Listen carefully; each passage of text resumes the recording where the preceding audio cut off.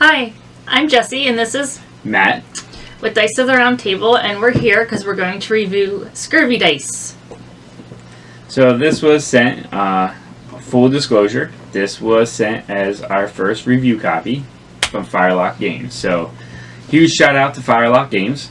In the back end of all this, I had reached out to multiple companies, and Firelock is the only one that has ever responded. So I appreciate that, Firelock, giving us a chance. Mostly everyone else has said no because of our subscriber count. So in the box is a beautiful, would you like to hold that and unfold that? Yep. Cloth map. There is rulebook, which is more of a pamphlet. Some legendary pirate cards. Lots of nice chunky dice.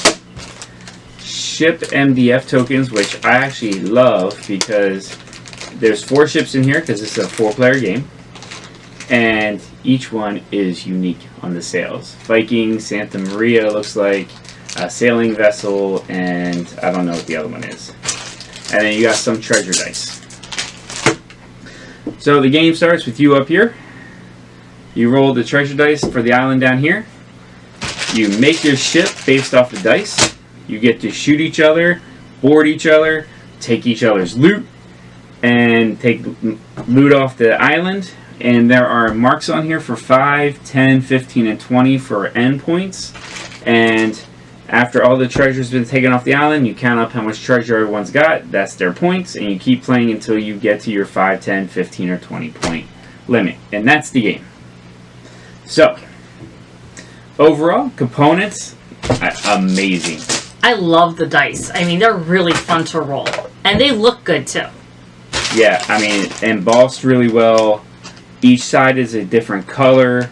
So, black's cannon, silver's the crew, carrot's green. Cannons are black, the ship is brown. There is no question, it's an icon, it's clear, nice size. You get 10 of them to roll.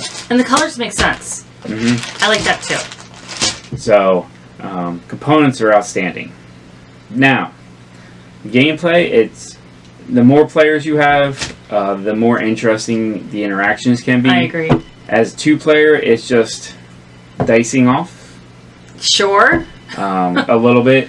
A little bit, yeah. Otherwise, this would be not something you do for a game night as your main game. No, it's a very much filler game. Yeah, beer and pretzels, filler game, while you're waiting for other people to show up, waiting as a filler, palate cleanser, just to throw some dice and get in there. So yeah, it's not super deep. No. Not super strategy. There's no strategy almost, because it's all based on your dice and your dice rolls. Well, the only strategy is how many sails do you put versus haul. Versus haul. Because the more sails you have, then the faster your ship, and you have a chance to be first player, which means you're first to loot or first to initiate combat. Yeah.